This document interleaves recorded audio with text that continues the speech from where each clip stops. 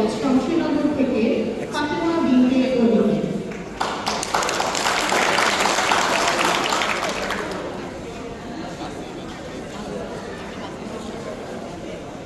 সচেতন যখন মানুষ বদলায় তার বিশ্ব সমাজের প্রতিটি কোণে সেটি সবাই দায়িত্ব।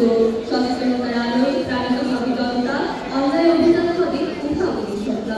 মাননীয় মডেল বিচার মন্ডলী এবং সবাইকে জানাই স্বাগত।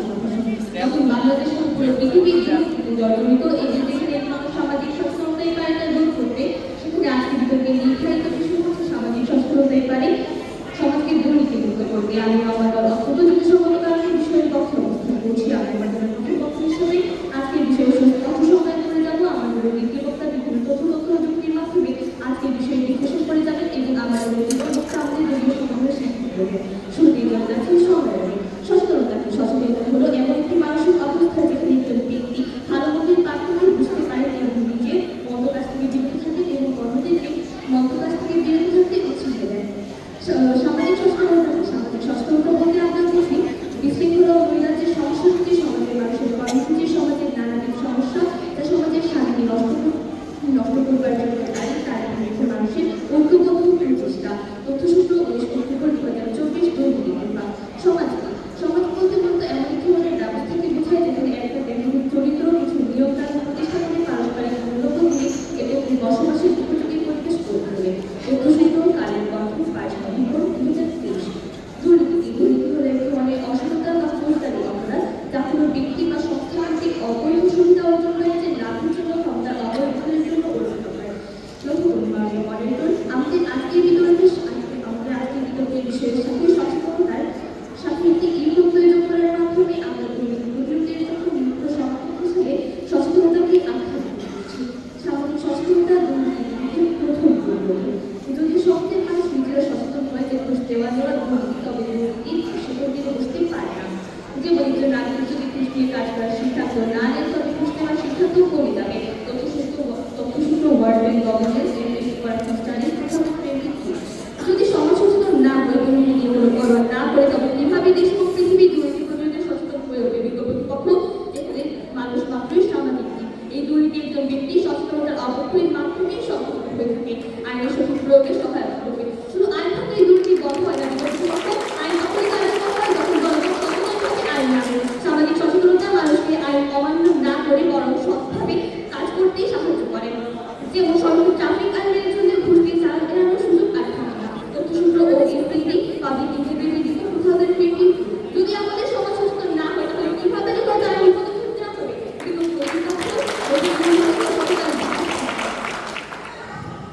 সামাজিক সচেতনতা নৈতিক শিক্ষা বাড়ায়। পরিবার, স্কুল ও সামাজিক প্রতিষ্ঠানের মাধ্যমে সততা, ন্যায়পরায়ণতা শেখানো হলে মানুষ দুর্নীতিতে জড়ায় না। যেমন জাপান ও ফিনল্যান্ডে নৈতিকতার শিক্ষা স্কুল পর্যায়ে বাধ্যতামূলক, ফলে সেসব দেশের দুর্নীতি সর্বনিম্ন পর্যায়ে। তথ্যসূত্র transparency international corruption perception index 2024। একটি শিশু বেড়ে উঠে সমাজে, আর সেই সমাজেই হচ্ছে নৈতিকতার প্রসার। যদি সমাজ সচেতন না হয় তাহলে নৈতিকতা কোথায় আসবে? সামাজিক চাপ তৈরি করে। সচেতন মানুষ দুর্নীতি দেখতে চুপ থাকে না, বরং তারা প্রতিবাদ করে, সামাজিক মাধ্যমে প্রকাশ করে। এর ফলে সমাজের দুর্নীতিবাজদের জন্য সামাজিক চাপ তৈরি হয়। বাংলাদেশের দুর্নীতির বিরুদ্ধে অনেক সময় গণমাধ্যমের প্রতিবেদনের পরে সরকারি পদক্ষেপ দেওয়া হয়েছে। তথ্যসূত্র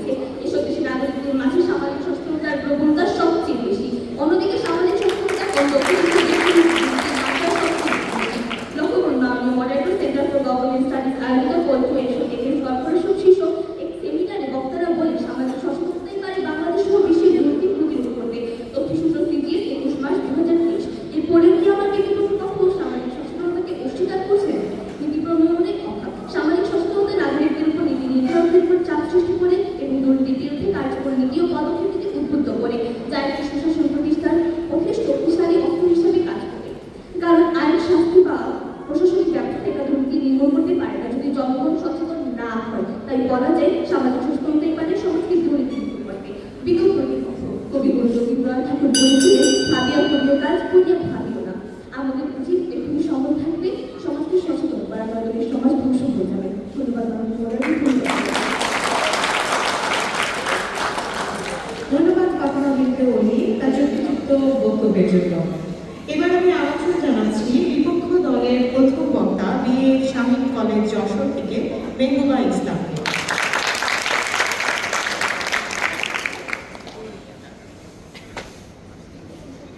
ধন্যবাদ মাননীয় মডারেটর, বিচারমণ্ডলীর পক্ষ সবাইকে শুভেচ্ছা। বিতর্ক চলছে এবং আজকের বিতর্কের বিষয় নির্ধারণ করা হয়েছে সামাজিক সচেতনতায় পারে সমাজকে দুর্নীতিমুক্ত করতে।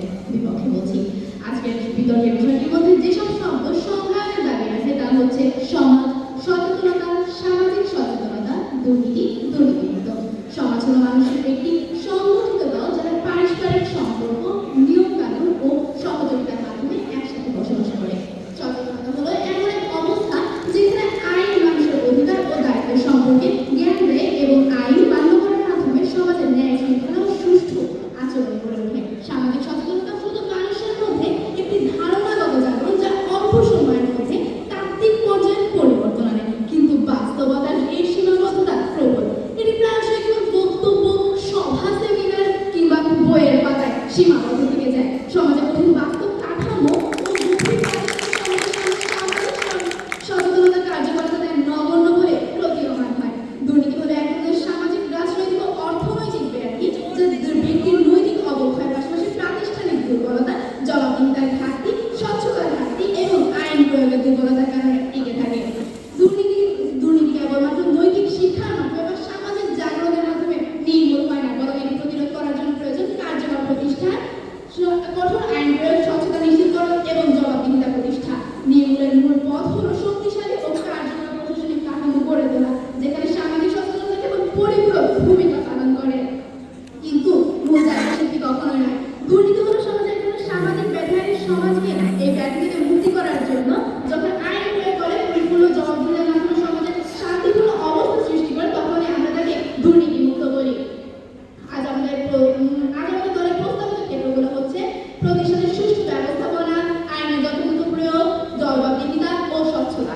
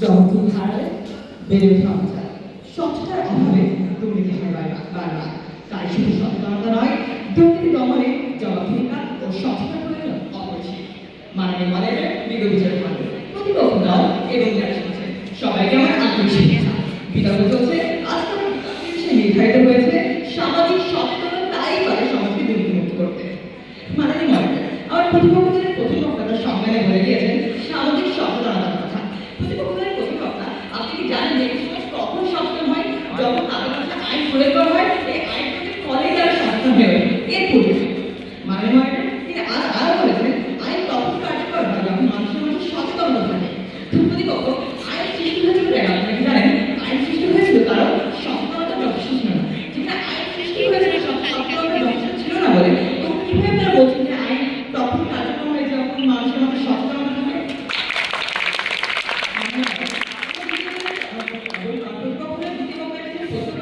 আচ্ছা দুর্নীতির সম্পর্কে কোথায় আপনারা কি বলতে পারবেন ধর্ষণকে অপরাধ তার দুর্নীতির অন্তর্ভুক্ত কখনোই নয়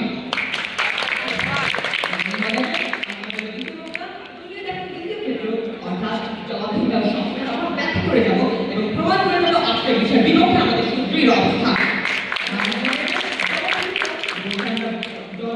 বলতে আমরা বোঝাচ্ছি কোনো ব্যক্তির প্রতিষ্ঠান বা দায়িত্বশীল সংস্থার নিজের কাজের জন্য জবাবদিহি না থাকা বা জবাবদিহির জন্য দায়ী না থাকা ধরুন আমি একজন ব্যক্তি দুর্নীতির সঙ্গে যুক্ত তার এবং কারণই হচ্ছে তার প্রতিষ্ঠানে তিনি কারোর কাছে জবাবদিহিতার জন্য দায়ী না এখন ধরা যাক যদি তিনি প্রত্যেকটি কর্মের জন্য জবাবদিহির জন্য দায়ী থাকতেন তাকে প্রত্যেকটি কর্মের জন্য জবাব দিতে হতো তবে তিনি কি পারতেন দুর্নীতির সঙ্গে লিপ্ত থাকতেন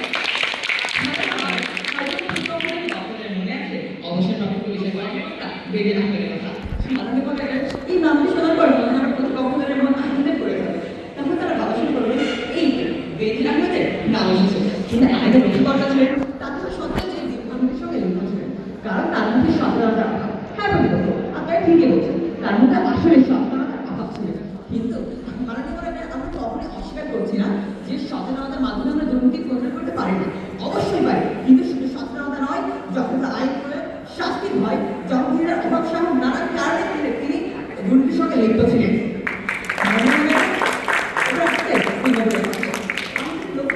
সিঙ্গাপুরে কিন্তু অতীতে দুর্নীতির হার অনেক বেশি ছিল তারপর সিঙ্গাপুরের কঠোর আইনের মাধ্যমে তারা দুর্নীতি মুক্ত হয়ে উঠেছে প্রতিপক্ষ যেখানে আমরা দেখতেই পাচ্ছি সিঙ্গাপুর আজকে দুর্নীতি মুক্ত হয়ে উঠেছে তাদের কঠোর আইন প্রয়োগের মাধ্যমে তারপরে কি আপনারা বলবেন যে সচেতনতা একমাত্র মাধ্যম একটি দুর্নীতিমুক্ত সমাজ গড়ার এখন আর প্রতিপক্ষ বলতেই পারেন সিঙ্গাপুরের তো সচেতনতা রয়েছে হ্যাঁ প্রতিপক্ষ রয়েছে কিন্তু আমরা যে অতীতে দেখি তখনই প্রথমে তাদের দেশে দুর্নীতির হার অনেক বেশি আকারে বেড়ে গিয়েছিল তারপরে তারা আইন প্রয়োগ করেছে এবং এই আইন প্রয়োগের পরেই তারা সচেতন হয়ে উঠেছে দুর্নীতি মুক্ত হয়ে উঠেছে তার আগে নয় এখানে মূল ভিত্তি আইন সচেতনতা নয় যেখানে আইন নেই সেখানে সচেতনতা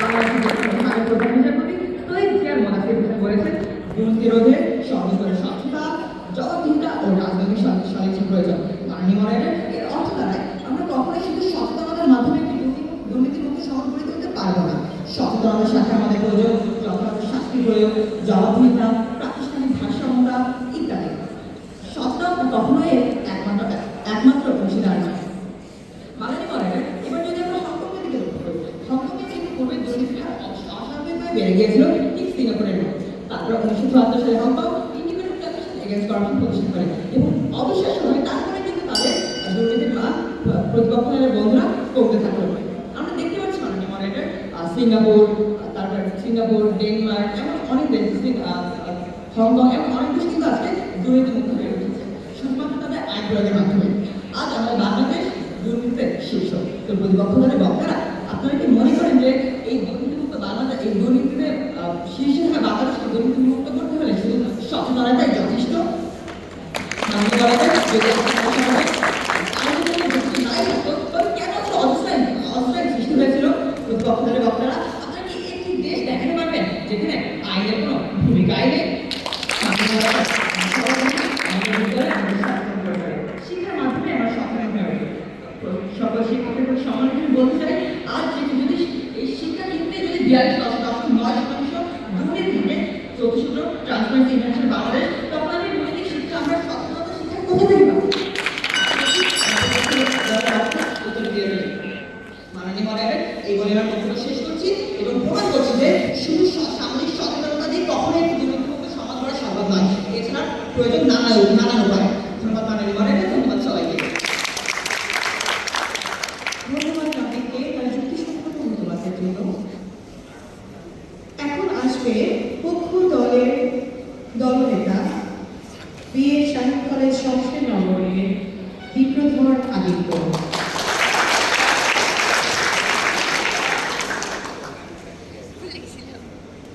চক্ষু থাকিয়া অন্ধ যাহারা আলোকিত হইয়া সিন্ধু সিংহার নিষ্পাত তাহারা অন্ধ নাকি পায়।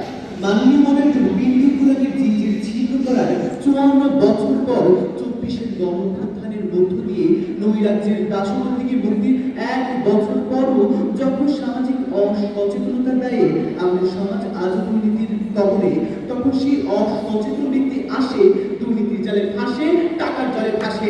আজ এই আর দুর্নীতির জালে ফাঁসবে না সাধারণ খেটে খাওয়া জনগণ।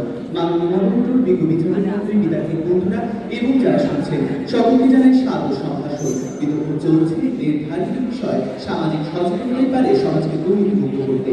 বাস্তবতার প্রেক্ষাপটে বিষয়টির পক্ষে আমার এবং আমার দলের সুনিশ্চিত অবস্থান। মাননীয় মডারেটর, আর কতবার শুনতে হবে আইনের বাধ্যবাধকতার গল্প? আর কতবার বৃদ্ধ মানুষটার গলায় তারা দিয়ে বুঝিয়ে দেবেন যে শাস্তির প্রয়োগ ছিল না বলে তার পেটে লাথি মারা হয়েছে? আর কতবার মাননীয় মডারেটর মানুষ তার অধিকারের জন্য লড়াই করবে? আর কতবার মাননীয় মডারেটর মানুষের সচেতনতার জন্য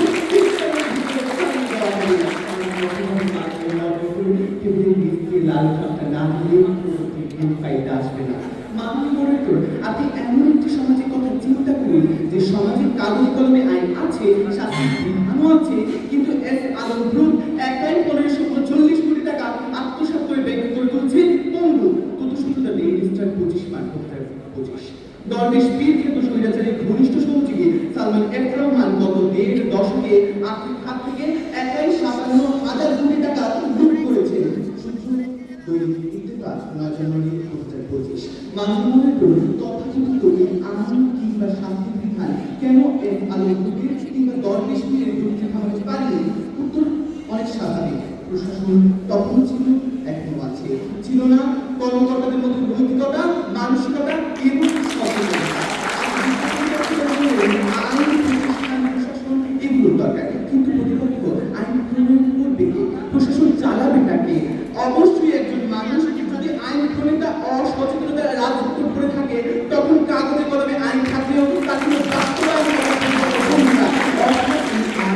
প্রাতিষ্ঠানিক স্বচ্ছতা এগুলো কেবলই সামাজিক সচেতনতার বহিঃপ্রকাশ মাত্র। যেখানে প্রতিপক্ষের অবস্থান আজকে জলে না কেউ গোসল করে চুল দিতাম না, দেখি বসে কেবল ব্যক্তি সচেতনতা নয়, বরং সামাজিক সচেতনতা হলো ব্যক্তিগত সচেতনতার সমন্বীকরণ, যা 3টি ধাপে প্রকাশ পায়। প্রথমত হলো নৈতিক বোধ, অর্থাৎ ভালোকে ভালো এবং খারাপকে খারাপ করার যে চিন্তিত করার বোধ, সেটি হচ্ছে প্রথম কাজ। দ্বিতীয়ত হচ্ছে আচরণ, নিজের সততায় চলা এবং অন্যকে সততায় চলতে উদ্বুদ্ধ করা। এবং তৃতীয়টি হচ্ছে সামাজিক ভূমিকা, অর্থাৎ আইন প্রণেতা, প্রশাসক কিংবা সাধারণ নাগরিক যে জায়গাতেই থাকুক না কেন, সেই জায়গা থেকে দুর্নীতি ঢুকে নিজের দায়িত্ব সঠিকভাবে পালন করা। মাননীয় মডারেটর আমাদের বিষয়ের পক্ষে আজকে 3টি ক্ষেত্র উল্লেখ করে গেলেন। প্রথমত নৈতিক ও মানসিক পরিবর্তন এবং ধর্মীয় অবক্ষয়, দ্বিতীয়ত সামাজিক সচেতনতার আওতায় আইন ও শান্তির বহিঃপ্রকাশ এবং তৃতীয়ত সবচেয়ে বড় পরিবর্তন হিসেবে সামাজিক চাষ। মাননীয় মডারেটর তার প্রমিত অর্থশাস্ত্রের দুর্ভাগ্য করেছেন জলের মধ্যে বাস করা মাছ জল খাচ্ছে কিনা তা বোঝা সম্পূর্ণ অসম্ভব। যার প্রাবিধানিক অর্থ কোন কর্মকর্তা সে তাকে নিয়মিত থেকে অর্থ আত্মসাৎ করছে কিনা তা খুঁজে বের করা আসলেই অসম্ভব। অর্থাৎ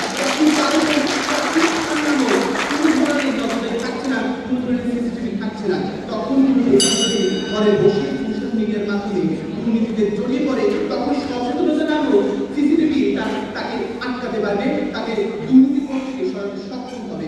বিজ্ঞ প্রতিপক্ষের দ্বিতীয় বক্তা সিঙ্গাপুরের কথা বলে গেল, কিন্তু বিজ্ঞ প্রতিপক্ষ বাস্তবতার ভয়াবহ চিত্র লক্ষ্য করুন। উত্তর কোরিয়া, যে দেশে আইন এবং শাস্তি সবচেয়ে কঠোর এবং সম্পূর্ণভাবে প্রয়োগ হচ্ছে, কিন্তু সে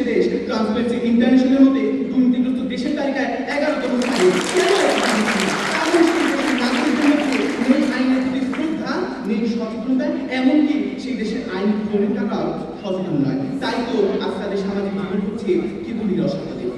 আজ সমাজের পরিস্থিতি যখন এক পুরুষের দলের ধন আরেক পুরুষ খায়, পরের পুরুষ এসে দেখে খাওয়ার কিছু নাই, তখন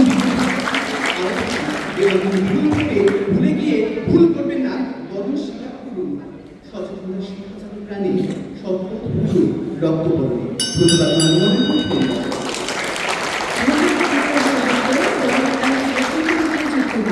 জন্য এখন আসবে বিপক্ষ দল বিএ স্বামী কলেজ যশোর এর দল নেতা মোহাম্মদ আসিফ।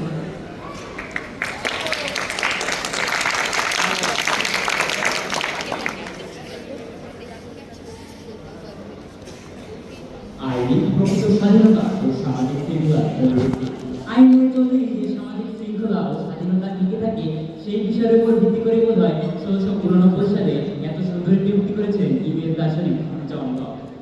আজ এরকমই নানাবিধ যুক্তিসঙ্গত কারণে আমি আমার দল আজকের বিতর্কের বিষয়ের বিপক্ষে অবস্থান করছি। ধন্যবাদ মাননীয় মডারেটর, বিজ্ঞ বিচারক মণ্ডলী, প্রতিপক্ষ দলের বন্ধুরা এবং যারা শুনছেন সকলকে। আজকের বিতর্কের বিষয় নির্ধারিত হয়েছে সামাজিক সচেতনতাই পারে সমাজকে দুর্নীতিমুক্ত করতে। মাননীয় মডারেটর ইতিমধ্যে আমাদের প্রথম বক্তা আমাদের দলীয় অবস্থান স্পষ্ট করার পাশাপাশি ব্যাখ্যা করে দিয়ে গেলেন যে প্রাতিষ্ঠানিক শিক্ষার দুর্বলতার কারণে সচেতনতা সমাজে আজ একটি টেকসই ভূমিকা ফেলতে পারছে না। লক্ষ্য করুন প্রতিপক্ষ, সমাজের একজন সৎ মানুষ আছে, তিনি আজ সৎ ও সচেতন, কিন্তু এই যে প্রাতিষ্ঠানিক দুর্বলতা, এই প্রাতিষ্ঠানিক দুর্বলতা আজ তাকে নিরুৎসাহিত করে দিচ্ছে। সমাজের বাকি দুর্নীতিবাদ তাদের প্রশ্রয় দিচ্ছে। তাই প্রতিপক্ষ, আপনারা যতই সমাজ সচেতনতার বাদ্যযন্ত্রকে বাজিয়ে দেন না কেন, আপনারা কি আজ অস্বীকার করতে পারবেন যে দুর্নীতিবাদের শক্তিশালী জবাবদিহিমূলক প্রতিষ্ঠান নয়, বরং সামাজিক সচেতনতাই অপরিহার্য? প্রশ্ন রেখে আপনি মানে মডারেটর আমার প্রতিপক্ষ বলে গেল আলম গ্রুপের দুর্নীতির কথা। প্রতিপক্ষ তদন্ত হয় সেই সময় শারীরিকভাবে উপস্থিত ছিলেন ঠিকই, কিন্তু মন হয়তো ছিল অন্য কোথাও। তখন আমার দলের দ্বিতীয় আজকে বক্তব্য দিয়েছিলেন। আমার প্রতিপক্ষ লক্ষ্য করুন, আমার দলের দ্বিতীয় বক্তা ব্যাখ্যা করে গিয়েছিলেন জবাবদিহিতা এবং স্বচ্ছতার কথা। প্রতিপক্ষ আলম গ্রুপ আজ এত দুর্নীতিমুক্ত হতে পেরেছে কারণ এখানে তাদের জবাবদিহিতা অবাধ ছিল।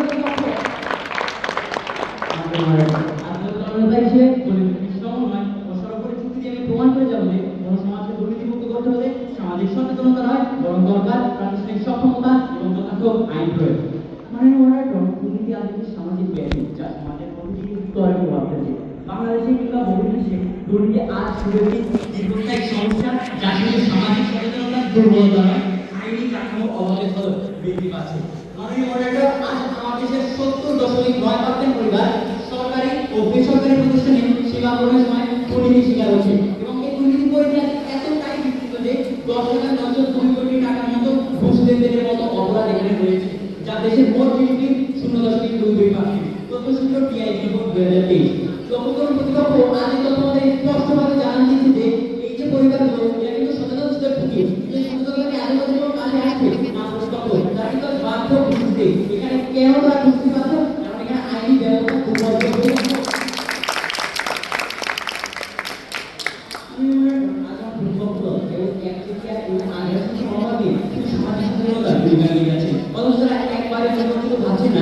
আমাদের দেশে কিন্তু একটি দুর্নীতি দমন কমিশন আছে। প্রতিপক্ষ এই দুর্নীতি দমন কমিশন কেন গঠিত হয়েছিল? প্রতিপক্ষ দেশের মানুষের সচেতনতার সামনে যে আইনি ব্যবস্থা যথাযথতা কয়েকজনের সক্ষম সেই বিষয়ের উপর ভিত্তি করে ২০০৪ সালে আমাদের দেশে দুর্নীতি দমন কমিশন গঠিত হয়েছিল। আমাদের সচেতনতা জন্য ভূমিকা পালন করে, তবে সেটি একমাত্র সমাধান নয়। যদি আইনি কাঠামো দুর্বল থাকে তবে সচেতনতা প্রচার করেও আমরা দুর্নীতি নিয়ন্ত্রণ করতে পারব না। উদাহরণস্বরূপ শিক্ষা প্রতিষ্ঠান, স্বাস্থ্য সেবা, পুলিশ বিভাগ ইত্যাদিতে আজ দুর্নীতি থাকা সত্ত্বেও সচেতনতা বিদ্যমান। লক্ষ্য করুন প্রতিপক্ষ, বন্দুক ছাড়া যেমন শুধু বন্দুকের লাইসেন্স দেখিয়ে বাক শিকার করা সম্ভব নয়, তেমনি আইনি ব্যবস্থা ছাড়া সচেতনতা দিয়ে দুর্নীতি করা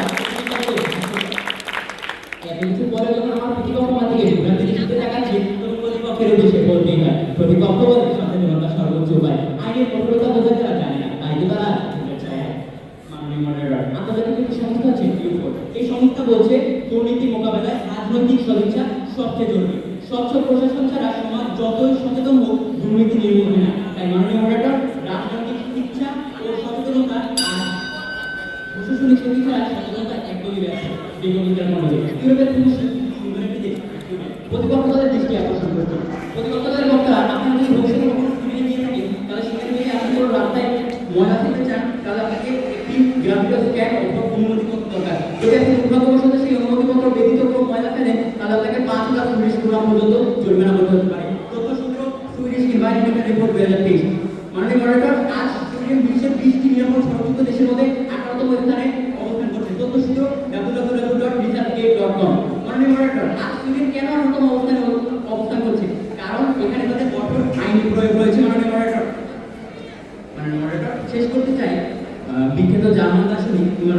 একটি বিখ্যাত উক্তি দিয়ে, আইন ছাড়া সচেতনতা অন্ধ, আর সচেতনতা ছাড়া সমাজ অন্ধ।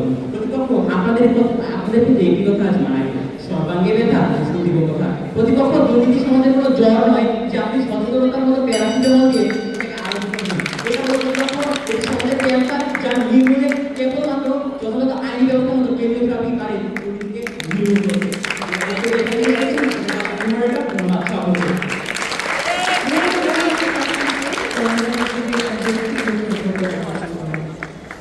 এবার আমরা প্রবেশ করবো যুক্তি খণ্ডন পর্বে।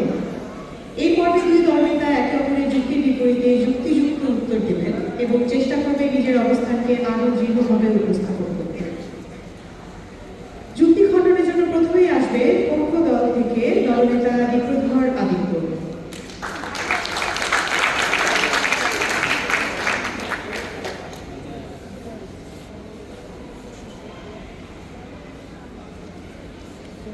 কবিগুরুর ভাষায় প্রতিপক্ষকে বলতে চাই, আমি শুনে হাসি আঁখি জলে ভাসি, এই ছিল মোর ঘটে, তুমি মহারাজ সাধু বলে আজ আমি আছি গুলো ঘটে।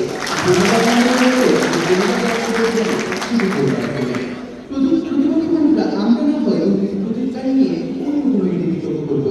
আজকের প্রতিবাদের বিষয়টি ছিল দুর্নীতি প্রতিরোধ নিয়ে, যেখানে আপনার শেষে প্রতিকারের গান গিয়ে গেলেন। প্রতিপক্ষ প্রথম কথা প্রাতিষ্ঠানিক স্বচ্ছতার কথা উল্লেখ করলেন। কিন্তু প্রতিপক্ষ হয়তো প্রতিষ্ঠান কি এটাই বুঝিয়ে, প্রতিষ্ঠান কার মাধ্যমে প্রতিষ্ঠিত হয়, কিভাবে পরিচালিত হয়, অবশ্যই ব্যক্তির মাধ্যমে।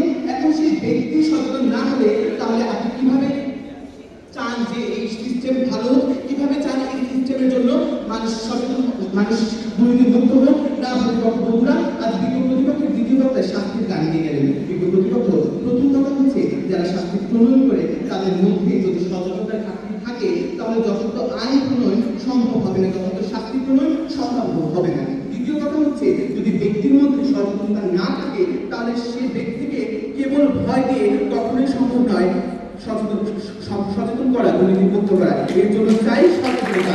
তার মধ্যে যদি বোধ না থাকে তাহলে শাস্তির পরও সে দুর্নীতিতে জড়িয়ে পড়তে দ্বিধাবোধ করবে না।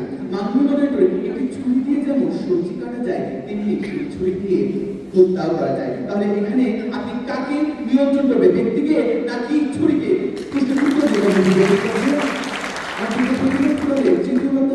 দুর্নীতিমুক্ত দেশ গঠনের জন্য দরকার জবাবদিহিমূলক সরকার। মাননীয় মডারেটর, আমরা বলছি সচেতন নাগরিকের অংশগ্রহণ বাড়ায় জবাবদিহিতা। যদি মানুষ রাষ্ট্রের কর্মকাণ্ডে সচেতনভাবে অংশগ্রহণ করে তবেই শাসক গোষ্ঠীকে জবাবদিহিতা করতে হয়, আর এটি সম্ভব হয় সামাজিক সচেতনতার মাধ্যমে। অর্থাৎ জবাবদিহিতা প্রতিকার হিসেবে কাজ করে, এটি ভুল হিসেবে নয়। বিগত পরিপ্রেক্ষিতে দ্বিতীয় বক্তব্য বলতে গেলে কেন আইন তৈরি হচ্ছে? বিগত প্রতিপক্ষ সচেতনতার অবক্ষয়ের ফলে আইন প্রয়োগ করা হয়, আইন তৈরি করা হয়। অর্থাৎ আগে প্রতিকার দেখায়, অর্থাৎ দুর্নীতি প্রতিকার করার জন্য। কিন্তু বিগত প্রতিপক্ষ আমরা বিতর্ক করছি আজকে দুর্নীতির প্রতিরোধ নিয়ে, যা আপনারা বারবার বলে দিয়েছেন। প্রতিপক্ষের প্রতিরোধ হলো ঝড়ে দম করে প্রতিদের মেরামতি করে। তাই তখন তাদের কাছে আওয়াজ তার কাছাকাছি ছিল না শরীরে ভরে। ধন্যবাদ।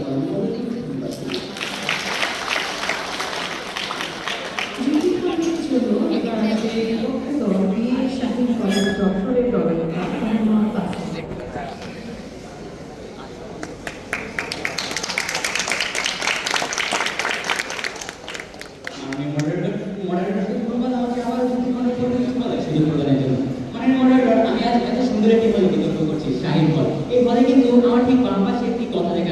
তর্কের সাথে তর্কে নয়, যুক্তির সাথে তর্ক। প্রতিপক্ষ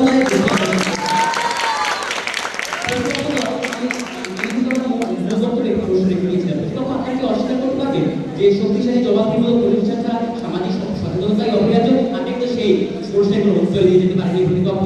অর্থাৎ কথা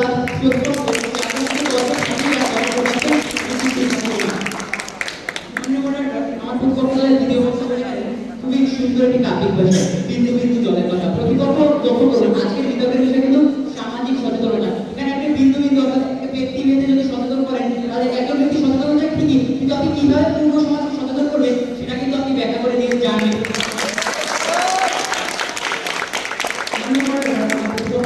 তিনজন বক্তারই একটি পর্যায়ক্রমিক সামাজিক সচেতনতা মানুষকে নৈতিক করে তোলে, কর্তৃপক্ষে প্রতিপক্ষদের দিকে আকর্ষণ করেছি। প্রতিপক্ষ আপনারা কিভাবে নিজেদের যে নিয়মগুলো সেখানে সবাই মানবে। প্রতিপক্ষ এমন অনেক শিক্ষিত মানুষ আছে যারা সচেতন ও শিক্ষিত, কিন্তু তাও তো আর সমাজে দুর্নীতি কমেছে না। প্রতিপক্ষ সচেতনতা সমাজে দৃঢ়তার প্রভাব ফেলছে ঠিকই, কিন্তু প্রতিপক্ষ আমরা সেই দৃঢ়তার সমাধান চাই না, যে সমাধান আইনি ব্যবস্থার মতো পদক্ষেপের সামনে বিচার করবে।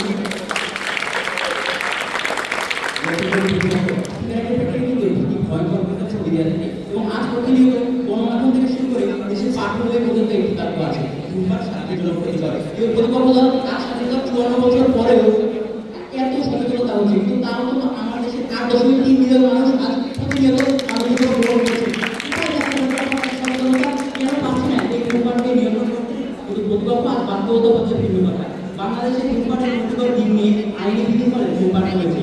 তথ্যসূত্র ওয়ার্ল্ড হেলথ অর্গানাইজেশন গ্লোবাল এলার টোবাকো সার্ভে বেরিয়ে পরিশেষে মাননীয় মডারেটর আমি একটি কথা বলতে চাই, দুর্নীতি সমাজে একটি ফলক থাকে, কিন্তু সেই সচেতনতা সেই ফলকে কেবল একটি প্রাথমিক বাক্স নির্ভর করে। মাননীয় মডারেটর যদি সেই ফলকে স্থায়ীভাবে নির্মূল করতে চাই, তাহলে আমাদের দরকার আইনি ব্যবস্থার মতো একটি স্থায়ী চিকিৎসা ব্যবস্থা। ধন্যবাদ মাননীয় মডারেটর।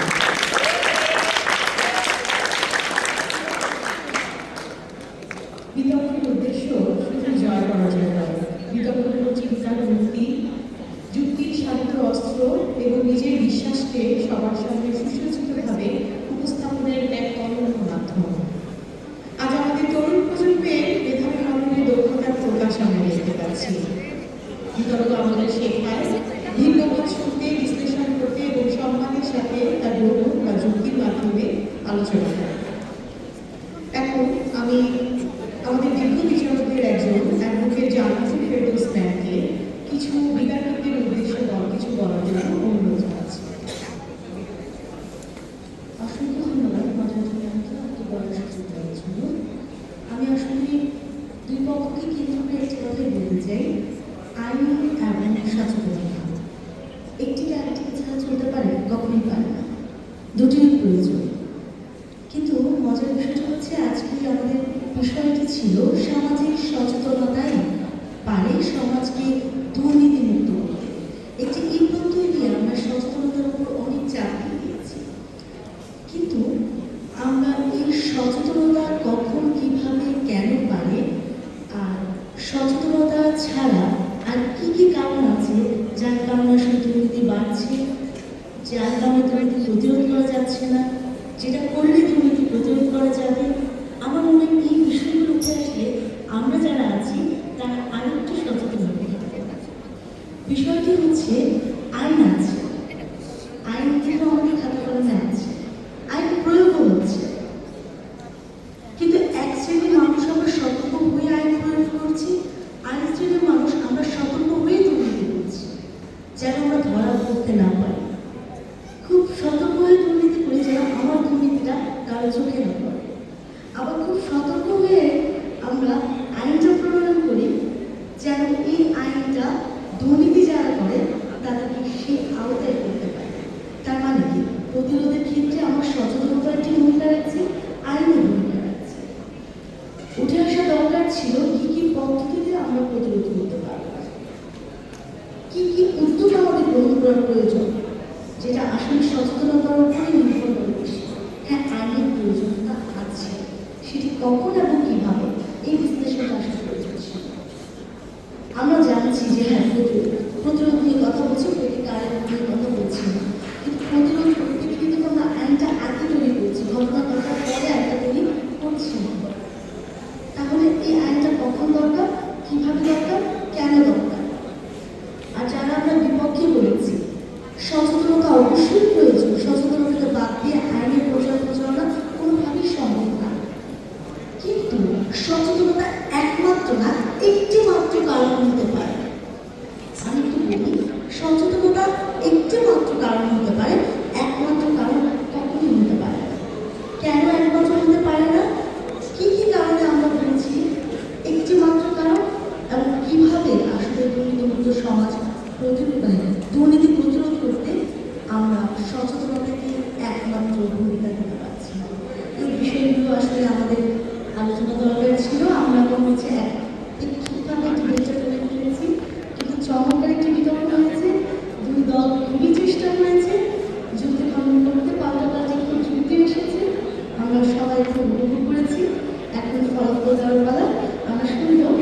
যে আসলে ফলাফল কার দিকে ঘুরছে সে পর্যন্ত সবাইকে ধন্যবাদ। আর বিশেষভাবে ধন্যবাদ আজকে যে দল বিজয় লাভ করতে পারবে না সেই দলকে, কারণ অপর দলকে বিজয়ী ঘোষণা করার জন্য তাদের ভূমিকা ছিল অনেক বেশি। সবাইকে ধন্যবাদ। আসসালামু আলাইকুম। ধন্যবাদ জানাই আমরা আমাদের ফলাফলের জন্য বন্ধ করে দেবো।